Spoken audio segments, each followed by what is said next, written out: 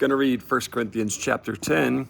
And as I do, I want us to understand the context of the scripture that we're reading as the Apostle Paul is giving instruction to the church on the understanding that people bought their food in the markets, the street markets, and the meat they purchased there and stuff was, some of it had come from the false worship and sacrifices given to idols, etc.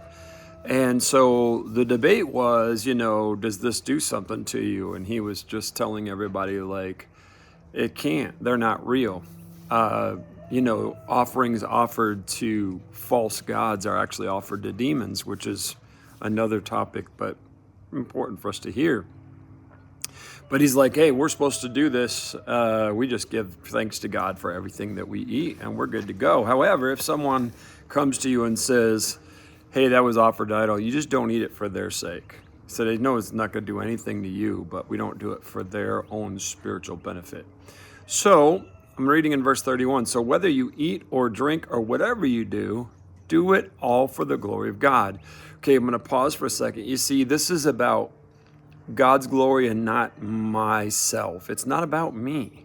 It's about God's glory and the things that I do and my behaviors, my actions, what I do and don't do. It's for God's glory. Now we keep reading. Don't give offense to Jews or Gentiles or the church of God. I too try to please everyone in everything I do. I don't just do what is best for me.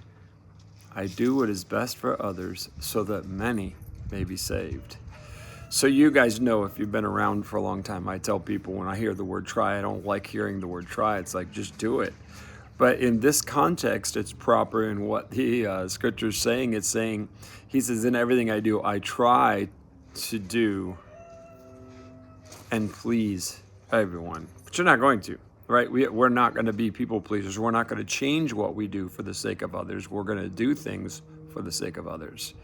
And so I'm not being a chameleon, and neither is the Apostle Paul saying this. He's saying, like, we have to be true to what God says to us, and we have to do things for the benefit of others, but for the glory of God.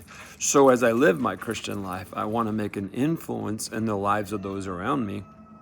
Then, of course, I'm going to do it for God's glory and for His purpose, and I'm going to do it to reach them with the gospel. So let's do what is best for others so that they might be saved.